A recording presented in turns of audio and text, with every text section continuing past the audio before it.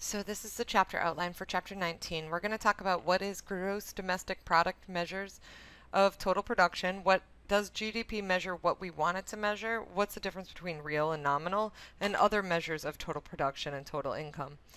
In microeconomics, we study how households and firms make choices and how they interact in markets and how the government attempts to influence these choices. In contrast, in macro, we study the economy as a whole, including topics of inflation, employment, and unemployment and economic growth. We want to study the overall economic level actions of people and governments.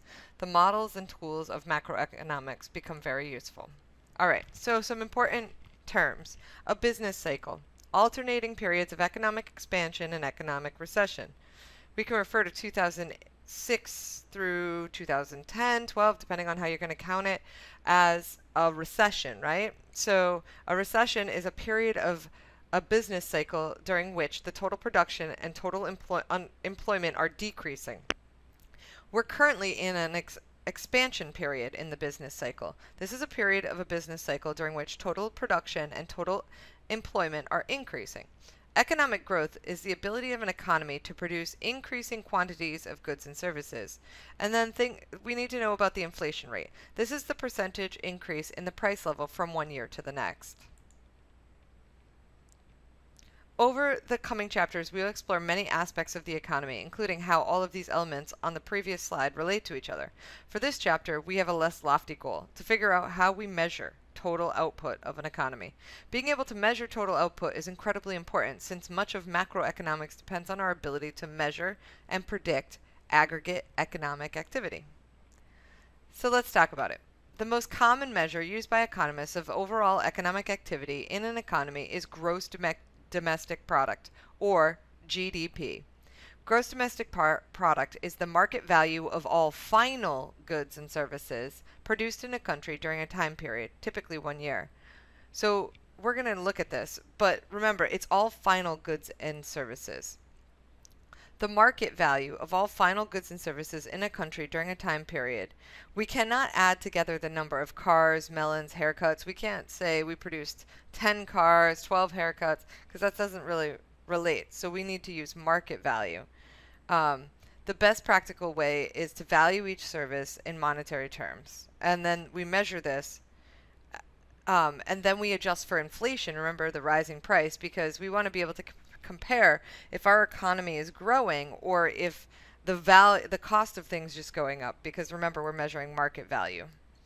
Gross domestic product is the market value of all final goods. What does it mean when we say final goods? A final good or service is a service purchased by the final user. So what we don't count is intermediary goods. These are goods and services that were inputs to another good or service, such as a tire on a truck. If we counted the tire and really we sold the final truck with the tires, then it would be double counting. So if we counted the value of ice cream bought by the store and also counted the value of ice cream when it was sold to the customer, we would be double counting the wholesale value of ice cream. Therefore, we only count the final sale to the customer. When they're talking about during a period of time, typically 1 year, to measure the total output in a given year, we measure the goods and services only produced in that year. Again, this avoids double counting. If you bought a DVD in 2011 and the DVD counted in 2011 GDP and you resell it, in 2012, it would not count again. So we don't count resale goods as well. So GDP only counts new goods and services. Used items that were previously counted don't count again. There are two main conceptual ways to measure total economic activity in an economy: total production or total income. When we measure one, we are also measuring the other. Why? Everything is produced and sold constitutes income for someone.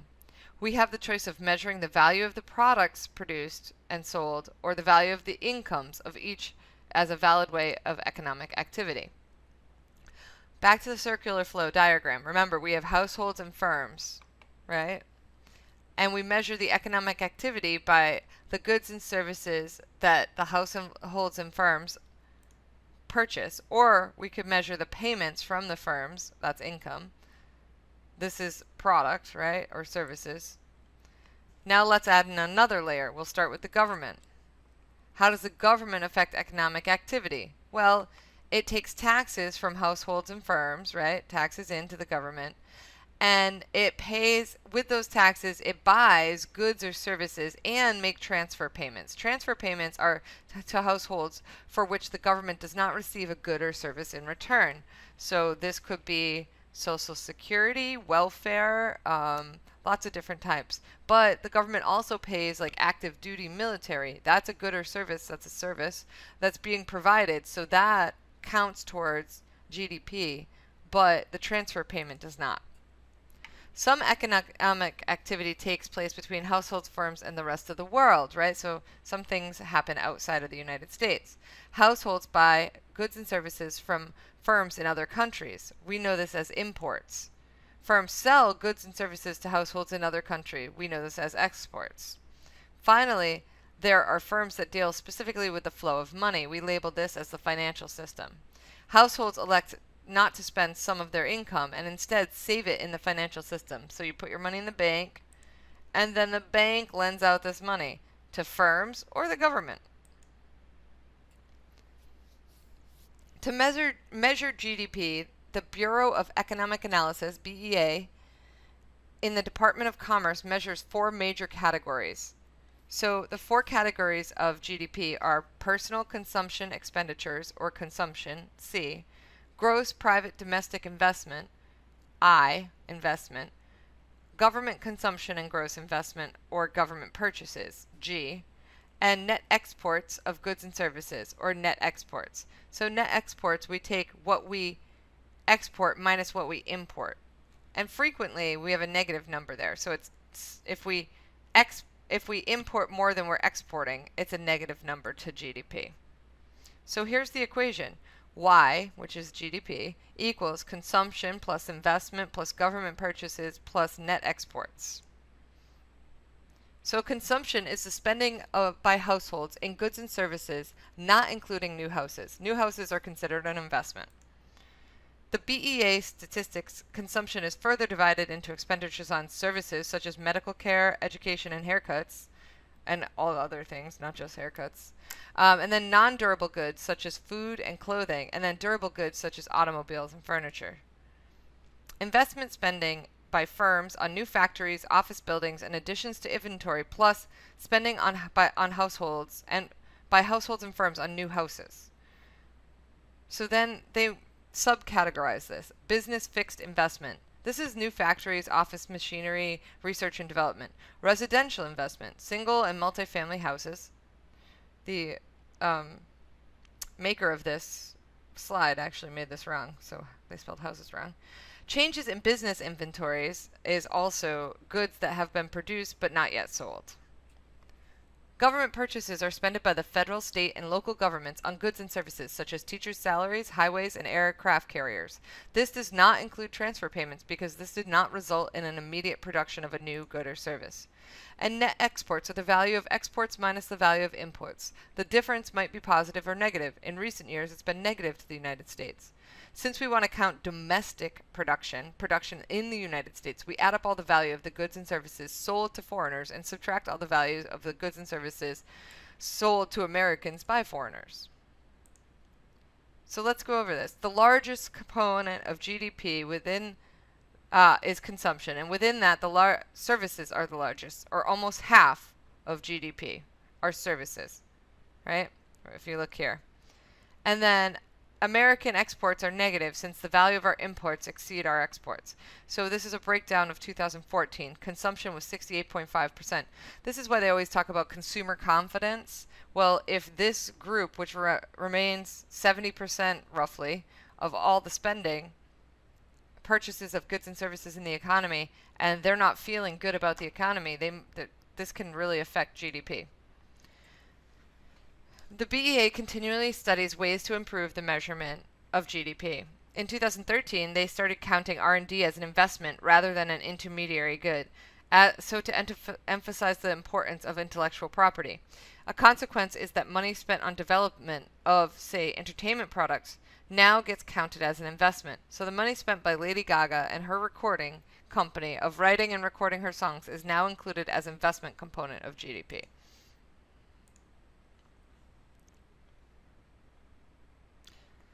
An alternative method of GDP is to measure the value added, the market value a firm adds. So the value of the product here, we have a cotton farmer who has raw cotton, it's $1. The value added by the farmer is $1.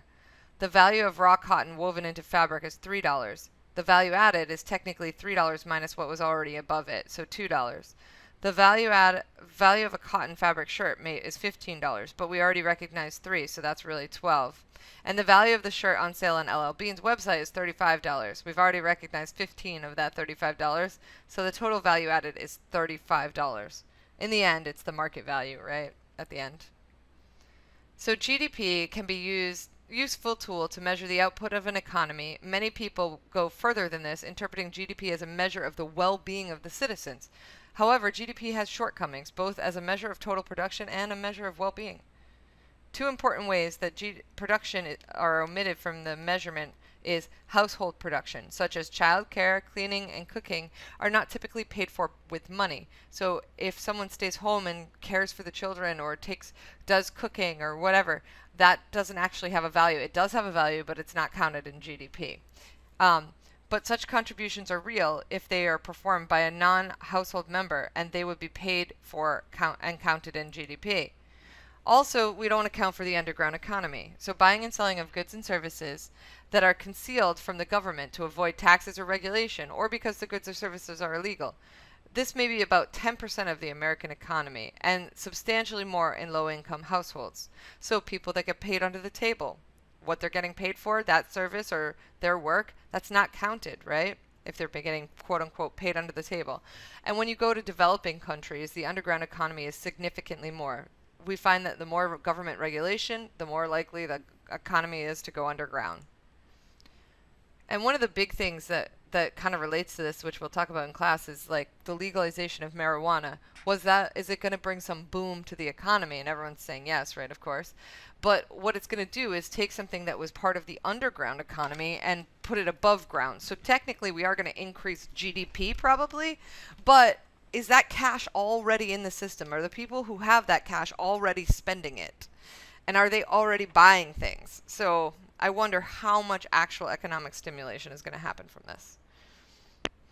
If we are comparing GDP from year to year, the size of household production and underground economy is probably about the same. So GDP growth is a reasonable measure of growth in total production. However, over long periods of time, these shortcomings are more serious. As women have entered the workforce in larger numbers, some household production has been replaced by paid childcare and restaurant meals. So increases in GDP may be exaggerated because these are actual total production. In developing countries, the underground economy is referred to as informal sector as opposed to the formal sector, in which we output in goods and services measured. In many developing countries, the informal sector is about 50% of total production. Economists studying economic development say this often reflects poor government policy, high taxes and regulations, low confidence in the security of private property from government seizure. So all of these things affect someone's willingness to either be part of the formal sector or not. Remember, we respond to incentives, right?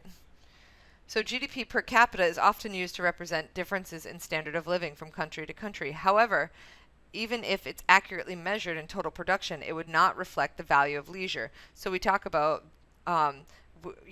if you go back and you read how long people would work when we had to farm as farming industry, right? They would work very long hour days. So now we only have a work week of about 40 something hours. I mean, some people work more than that, but that's average. So what's the value of the leisure? Pollution and other negative effects, right? So we try to have a lot of regulations related to pollution that costs money, but so how do we measure that against someone else's GDP who isn't putting that money into that? Crime and other social problems, and then distribution of income. In fact, improvements in many of these areas will result in lower GDP. Lower crime would allow lower spending on police, prison, and private security. This would also decrease GDP, but surely results in improvements in economic well-being. Suppose GDP increases. Is the increase due to production increasing or due to price increasing? To separate these effects, the BEA calculates both nominal GDP, the value of final goods and services, you'll need to know this for the exam, by the way, evaluated at current year prices. So nominal is current year, real GDP is evaluated at base year. The other way I remember this is nominal is today's dollars, nominal GDP, and real GDP is adjusted for inflation. That's why they say base year. The choice of base year is arbitrary. We might use any year to compare to real GDP. The current standard is 2009. Unfortunately, the relative prices also change from year to year, distorting real GDP calculations. Since 1996, the BEA has overcome this problem by using chain-weighted prices, using previous year prices adjusted for current year production. Don't worry about this. You just need to know what's the difference between nominal and real GDP. Nominal is at today's prices, and real GDP is adjusted for inflation. I'm not going to go over this example here for you. The GDP deflator. So economists and policymakers are interested in the price level, a measure of the economic average prices, and goods and services in an economy. Stable prices are a desire because this allows households and firms to plan appropriately for the future. So we are not going to cover the GDP deflator in here. So this is how you calculate it, but we're not covering it. So I'm going to skip this example.